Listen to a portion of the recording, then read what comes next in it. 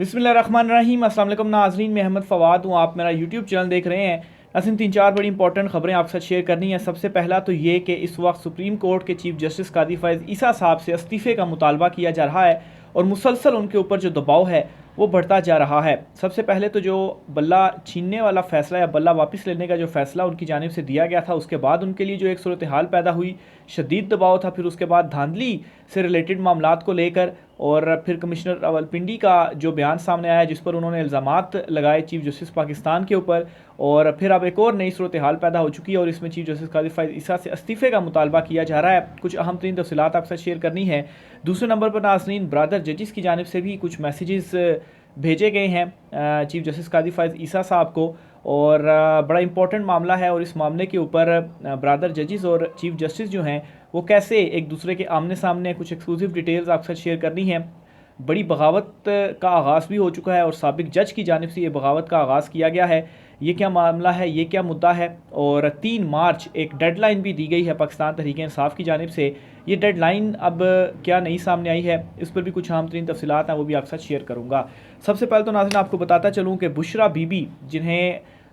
बजाय अडयाला जेल के बन्नी गाला में हाउस अरेस्ट रखा गया है या उसे सब जेल करार देकर वहाँ पर उनको रखा गया है, तो उन्होंने एक दरख्वास्त दायर की थी इस्लामाबाद हाई कोर्ट में कि उन्हें बन्नी गाला में नहीं बल्कि उन्हें रखा जाए अडयाला जेल में ही। और वो गिरफ्तारी देने के लिए भी अडयाला जेल ही गई थी और उनका यही था, उस वहाँ पर भी उनका यही मौक़िफ़ था कि उनको अडयाला जेल में ही रखा जाए जहाँ पर आम दीगर कैदियों को रखा गया, या पाकिस्तान तहरीक-ए-इंसाफ की रहनुमा जो हैं मुख्तलिफ, वो भी गिरफ्तारी के बाद जेल में रह रही हैं, तो इन्हें भी अडयाला जेल रखा जाए। बन्नी गाला वो नहीं जाना चाहती थी, लेकिन खैर उन्हें बन्नी गाला में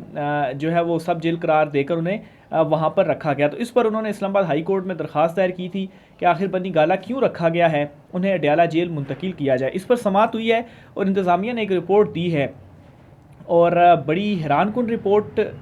इसको मैं कहूँगा, क्योंकि इस रिपोर्ट में ये कहा गया है कि बुशरा बीबी को सिक्योरिटी खदशात हैं और जेल में जगह कम है, इसलिए उनको अडयाला जेल मुंतकिल नहीं किया जा सकता। अच्छा, अब ये जो उन्होंने बात की जी कि सिक्योरिटी खदशात हैं इसलिए उन्हें बन्नी गाला से अडयाला जेल शिफ्ट नहीं किया जा सकता, तो इसका मतलब ये है कि बन्नी गाला में उनके लिए सिक्योरिटी खदशात नहीं है या कम है as compare to Adiala jail, और अडयाला जेल में उनके लिए सिक्योरिटी खदशात हैं, इसलिए उन्हें अडयाला जेल नहीं रखा जा सकता। अब आए इमरान खान साहब की तरफ, जिन्हें अडयाला जेल में रखा गया है, और इमरान खान साहब के हवाले से ये इंतज़ामिया ये कहती है कि इन्हें अदालतों में पेश नहीं किया जा सकता क्योंकि इन्हें सिक्योरिटी थ्रेट्स हैं और अडयाला जेल में ही इनकी जो सारी समातें हैं वो हुई। जजेस भी वहाँ पर आकर अदालतें लगाते रहे और वहीं पर के मुख्तलिफ मुकदमात की जो समातें हैं वो होती रहीं। यानी कि इंतज़ामिया के 2 मुख्तलिफ मौक़िफ़ सामने आए हैं। इमरान खान साहब के मामले के ऊपर सिक्योरिटी थ्रेट्स थे तो उन्हें जेल से नहीं निकाला जा सकता, वो अडयाला जेल उनके लिए सेफ़ था। लेकिन बुशरा बीबी को जो सिक्योरिटी खदशात हैं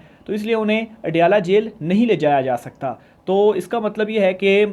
जो इंतज़ामिया है उन्हें वो 2 मुख्तलिफ मौक़िफ़ अपना रहे हैं कि इमरान खान के लिए अडयाला जेल सेफ़ है लेकिन बुशरा बीबी के लिए अडयाला जेल सेफ़ नहीं है। तो ये जी आज उन्होंने रिपोर्ट जमा करवाई है और बड़ी अजीबो गरीब किस्म की ये रिपोर्ट है। बहरहाल मकसद चूँकि फिर बुशरा बीबी साहिबा को अडयाला जेल में नहीं रखना, बन्नी गाला में ही रखना है, तो इसलिए फिर इस तरह की जो अजीबो गरीब रिपोर्ट है वो जमा करवा दी कि कोई भी एक आम आदमी है वो उसको देखने के बाद अब ये सोचेगा तो ज़रूर कि सिक्योरिटी थ्रेट्स हैं तो फिर इमरान खान साहब को वहाँ पर क्यों रखा गया है, और इमरान खान साहब को वहाँ पर रखा गया है और बाहर नहीं, अदालतों में नहीं पेश किया जाता, तो फिर बुशरा बीबी को वहाँ पर क्यों नहीं रखा जा रहा। बहरहाल दूसरा मौक़िफ़ इनका ये है जी कि जेल में जगह कम है, 250 ख़वातीन पहले से ही हैं, तो जेल में नहीं रखा जा सकता। तो बहरहाल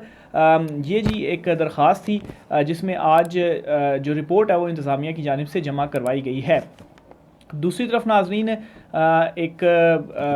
जान बचाने वाली जो अद्वियात की कीमतों का नोटिफिकेशन एक जारी किया गया था जिसमें इजाफ़ा किया गया था कीमतों में, तो ये चैलेंज हुआ था इस्लामाबाद हाई कोर्ट में और लाहौर हाई कोर्ट में। और लाहौर हाई कोर्ट ने क्या किया जी कि इसके ऊपर अमल दरामद रोकने का जो हुक्म है वो दिया है, यानी कि इस नोटिफिकेशन को मुअत्तल कर दिया है और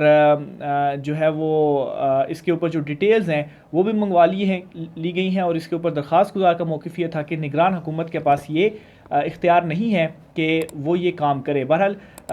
देखें अब हाई कोर्ट इस हवाले से क्या जो डिसीजन है वो करती है, क्योंकि बड़ा इंपॉर्टेंट है ये मामला भी कि जान बचाने वाली अद्वियात को आप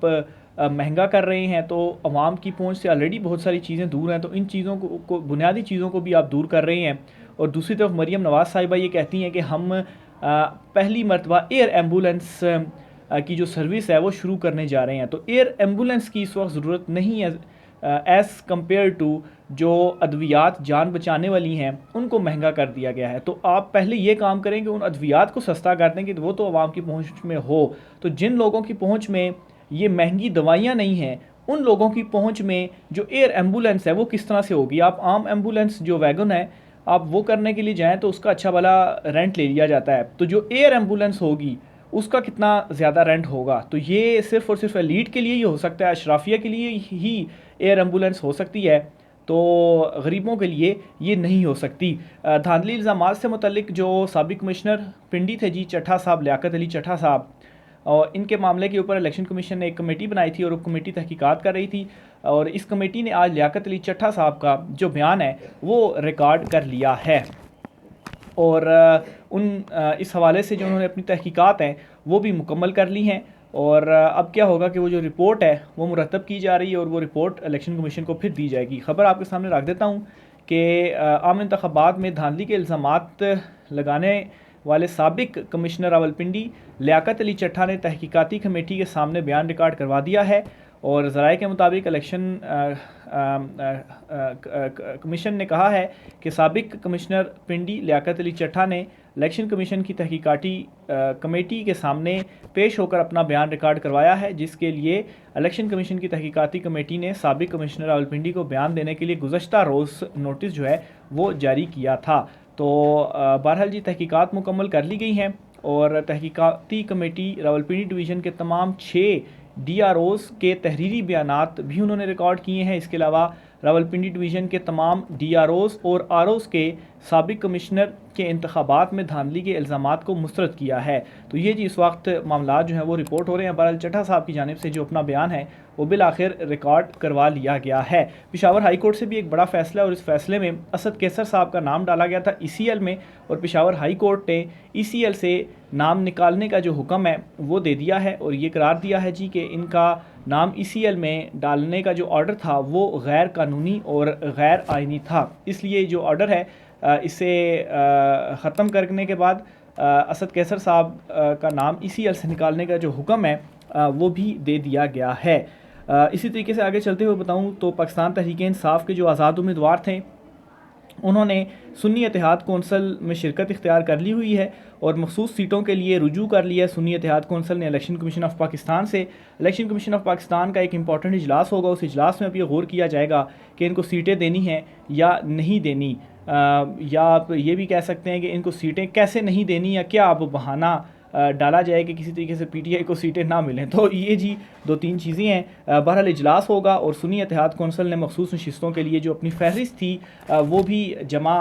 करवा दी हैं। अब देखें इलेक्शन कमीशन ऑफ पाकिस्तान इन्हें मखसूस नशिस्तें अलाट करता है या नहीं करता। अगर मखसूस नशिस्तें अलाट नहीं की जाती तो इस सूरत में पाकिस्तान तहरीक इंसाफ ने रद्द अमल के तौर पर यह कहा है जी कि पंजाब असम्बली का जो इजलास होगा वो उसमें नहीं जाएंगे और हल्फ तक नहीं लेंगे। पंजाब असम्बली का इजलास कल तलब कर लिया गया है। कल ये होगा कि तमाम उम्मीदवार हल्फ लेंगे और हल्फ लेने के बाद शेड्यूल जारी किया जाएगा स्पीकर और डिप्टी स्पीकर के इंतखाब का, उनका इंतखाब हो जाएगा और फिर उसके बाद वज़ीर आला का जो इंतखाब है वो होगा। और कल 10 बजे ये इजलास बुलाया गया है, लेकिन पाकिस्तान तहरीक इंसाफ ने मौक़िफ़ अपना लिया कि मखसूस नशिस्तें ना दी तो वो इजलास में शिरकत नहीं करेंगे, ना ही वो हल्फ उठाएंगे। लेकिन खैर दूसरी तरफ PP और नून लीग का जो इस वक्त अलाइंस हो रहा है तो उसके तहत वज़ीर आला वो अपना मुंतखब करवा लेंगे, क्योंकि दोनों की मिलकर फिर जो नंबर गेम है वो ज़्यादा हो जाती है। इसी तरीके से आपको बताता चलूँ कि पाकिस्तान तहरीक इंसाफ ने एक और ऐलान किया है और 3 मार्च को पाकिस्तान तहरीक इंसाफ अपना जो इंट्रा पार्टी इंतखाब है वो करवा रहे हैं। 3 मार्च की डेडलाइन दे दी है उन्होंने और शेड्यूल जारी कर दिया है। इसके मुताबिक जिसने इलेक्शन में हिस्सा लेना है, कागजात नामजदगी और दीगर जो सारा प्रोसेस होता है वो होगा और 3 तारीख हतमी तारीख है, डेडलाइन है, और 3 तारीख को जो पोलिंग है वो होगी। और फिर उसके बाद एक पाकिस्तान तहरीक इंसाफ के इंट्रा पार्टी इंतखाबात में जो चेयरमैन और जो सेक्रेटरी जनरल वगैरह है उनका जो है वो इंतखाब होगा। और अकबर एस बाबर और दीगर 10-12 लोगों ने जिन्होंने गवाहियाँ दी थी कि भाई हमें इंट्रा पार्टी इलेक्शन नहीं लड़ने दिया गया तो बिल्कुल वो आएँ। अब सारा प्रोसीजर जिन जिन वजूहात की वजह से इंट्रा पार्टी इंतखाबात को कलअदम करार दिया गया था, वो तमाम तर चीज़ों को अब मुकम्मल करके ये इंतखाबात करवाए जा रहे हैं। इंट्रा पार्टी के PTI के तो वो बिल्कुल आए, अब इंतखाबात में हिस्सा लें, लेकिन खैर वो आएंगे नहीं इंतखाबात में हिस्सा लेने के लिए। बहरहाल पाकिस्तान तहरीक इंसाफ जो है वो इलेक्शन करवाने जा रही है इंट्रा पार्टी, और 3 मार्च को ये करवाएगी। बहरहाल देखते हैं कि अब इंट्रा पार्टी इलेक्शन भी इस मरतबा election commission of Pakistan accept करता है या नहीं करता। चीफ जस्टिस कादी फ़ैज़ ईसा साहब के हवाले से आपको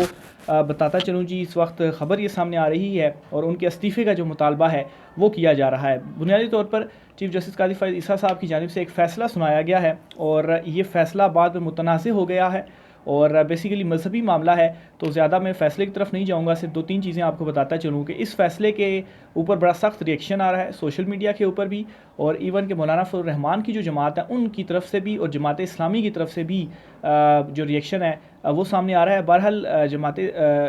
मौलाना फजल रहमान साहब की जो जमात है इसमें अब्दुल गफूर हैदरी और मौलाना फजल रहमान इन दोनों की जानिब से एक वीडियो पैगाम सामने आया है और इस फैसले को मुतनाज़ करार देते हुए मुस्तरद करार दिया गया है और इसी की बुनियाद के ऊपर कहा गया है कि चीफ जस्टिस कादी फ़ैज़ ईसा साहब जो हैं वो इस्तीफ़ा दें और घर जाएँ। और साथ ही साथ मौलाना अब्दुल गफूर हैदरी साहब जो हैं उन्होंने ये भी कहा है जी कि फ़ैसले में जो चीफ जस्टिस कादी फ़ैज़ ईसा साहब की राय है वो अहमकाना और जाहिलाना है और इस फैसले को रिजेक्ट किया और बड़ा रिएक्शन आ रहा है इस मामले के ऊपर। ये जो फैसला है इसका उर्दू ट्रांसलेशन भी आ गई है, तो फैसले की डिटेल्स के लिए उर्दू ट्रांसलेशन भी आप देख सकते हैं, पढ़ सकते हैं। लेकिन दूसरी तरफ अदील सरफराज साहब हैं, इनका भी मैं ट्वीट इन्होंने किया है, ये कोर्ट रिपोर्टर हैं, senior supreme court of Pakistan cover करते हैं। इनकी जानिब से भी एक ट्वीट सामने आया और इस ट्वीट में ये लिखते हैं कि इन्होंने ये फ़ैसला पढ़ा और कई मरतबा ये फ़ैसला इन्होंने पढ़ा है और फिर उर्दू तर्जमा भी सामने आ गया है, तो फ़ैसला पढ़ने के बाद इनको ये समझ लगी है कि जिस तरीके से इस वक्त फ़ैसले को लिया जा रहा है इस तरीके से ये फ़ैसला नहीं है। तो बहरहाल दोनों साइड का जो वर्जन है वो मैंने आपके सामने रख दिया है कि क्या है कोर्ट रिपोर्टर का क्या है और फिर उसके बाद जो डिसीजन है उसके हवाले से जो रिएक्शन है वो सामने क्या आ रहा है। बहरहाल प्रेशर तो है और जब से बल्ला छीनने वाला फ़ैसला दिया उस फैसले के बाद से मुसलसल कुछ हैपनिंग्स इस तरह से हुई हैं कि चीफ जस्टिस कादी फ़ैज़ ईसा साहब के ऊपर जो दबाव है वो मुख्तलिफ़ हवालों से बढ़ता जा रहा है। एक तो फ़ैसले के बाद जो तनकीद हुई उस तनकीद का दबाव था और उसका असर मुख्तलिफ़ केसेस की समाअत के दौरान ये देखा भी गया कि चीफ जस्टिस कादी फ़ैज़ ईसा साहब ने सहाफ़ियों के हवाले से और मीडिया के हवाले से भी ऐसे रिमार्क्स जो है वो पास किए जिससे ये महसूस हुआ कि वो पर्पसफुली मीडिया के हवाले से जो है वो बात कर रहे हैं और उनके ऊपर भी जो वो ख़बरें चला रहे हैं या तनकीद कर रहे हैं उन्हें उस चीज़ का जो जवाब है वो दे रहे हैं। फिर इसी तरीके से जो धांधली केस है, धांधली केस के हवाले से भी कोई नोटिस नहीं लिया गया और इस हवाले से भी एक जो खबर सामने आई थी जी कि इस मामले के ऊपर एक मीटिंग हुई है सुप्रीम कोर्ट ऑफ पाकिस्तान में, तो इस पर भी चीफ जस्टिस कादी फ़ैज़ ईसा साहब दौरान प्रोसीडिंग ही बोले और कहा जी कि कोई मीटिंग नहीं हुई। लेकिन इस मामले के ऊपर एक चीज़ कन्फर्म हुई है कि जो मैसेजेस हैं वो जजिस की जानिब से इस मामले के ऊपर ज़रूर भेजे गए हैं जो दीगर ब्रदर जजेस हैं और उनका ये मानना था कि चीफ साहब जो हैं वो इसके ऊपर लार्जर बेंच बना दें धांधली मामले के ऊपर और इसका जो खुद नोटिस है वो उनको लेना चाहिए। लेकिन चीफ जस्टिस कादी फ़ैज़ ईसा साहब जो हैं वो इस मामले को टेकअप नहीं करना चाहते, तो इस मामले के ऊपर इख्तलाफ जो है वो है और चीफ साहब वैसे भी जो इंतखाबात का कलअदम करार देने की जो कल दरख्वास्त उन्होंने खारिज की थी उस दरख्वास्त की जो पूरी प्रोसीडिंग है उसको भी देखने के बाद ये चीज़ महसूस होती है कि चीफ जस्टिस कादी फ़ैज़ ईसा साहब की इंटेंशन है ही नहीं कि वो धांधली के मामले को टेकअप करें या देखें, क्योंकि कल के केस में बिल्कुल धांधली वाला जो मामला था वो डिस्कस ही नहीं हुआ और दरख्वास्त जो थी वो खारिज हुई। और हालांकि अगर दरख्वास्त गुजार बेशक नहीं भी आया लेकिन चीफ जस्टिस कादी फ़ैज़ ईसा साहब अगर मामले को टेकअप करना चाहते तो इसमें से कोई ना कोई ऐसा एंगल ज़रूर निकल सकता था कि इस मामले को वो खुद ही टेकअप कर सकते थे, या अस खुद नोटिस का इख्तियार भी है, बेशक 3 रुकनी कमेटी के पास है लेकिन अस खुद नोटिस भी इस मामले के ऊपर हो सकता था। लेकिन ज़ाहिर सी बात है अगर इंटेंशन नहीं थी तो इसी वजह से नहीं हुआ। तो बहरहाल ये इस वक्त एक और मामला है चीफ जस्टिस कादी फ़ैज़ ईसा साहब के हवाले से। तो ये नाज़रीन कुछ अहम तरीन तफसीलात हैं। अब देखते हैं कि जो ये फ़ैसला एक और सामने आया है चीफ जस्टिस कादी फ़ैज़ ईसा साहब का, जिसके ऊपर रिएक्शन सख्त आ रहा है, इस्तीफ़े का मुतालबा भी उनसे किया जा रहा है। अब इसकी रिव्यू में क्या होता है, ज़ाहिर सी बात है रिव्यू पिटीशन तो दायर की जाएगी, रिव्यू में रिवर्स होता है या किस तरीके से इस मामले को देखा जाता है ये बहुत ज़्यादा इंपॉर्टेंट होगा। राय का इज़हार कीजिएगा, इजाज़त दीजिए, अल्लाह हाफ़िज़।